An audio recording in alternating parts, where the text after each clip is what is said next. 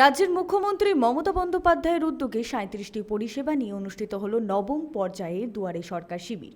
মঙ্গলবার বারাবণী বিধানসভার সালানপুর ব্লকের রূপনারায়ণপুর গ্রাম পঞ্চায়েত অন্তর্গত একটি ভবনে অনুষ্ঠিত হয় দুয়ারে সরকার শিবির।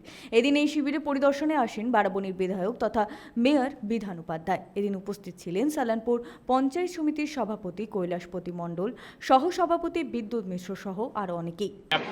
এখনো এত মানুষের ভিড়, এত মানুষের আস্থা বর্তমান পশ্চিমবঙ্গের মাননীয় মুখ্যমন্ত্রী মমতা বন্দ্যোপাধ্যায়ের ওনার প্রকল্পের প্রতি আমি ধন্যবাদ জানাবো যে সমস্ত মানুষকে যে এসেছেন এবং এখানে যে কোনো প্রকল্পে যা যা আমাদের এখানে রয়েছে, ক্যাম্পগুলো রয়েছে, সবগুলো মানুষের ভিড় রয়েছে। মানুষকে চাইবো আপনারা শান্তিপূর্ণভাবে সবাই যাতে ফর্ম ফিল আপ করতে পারেন এবং সবার যাতে এখানকার যারা আছে তারা যাতে উপকার দিতে পারে, তার জন্য আমি অনুরোধ করবো।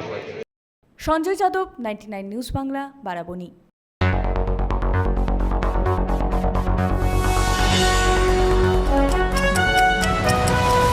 আপনারা দেখছেন 99 নিউজ বাংলা। বদলাবো আমরা।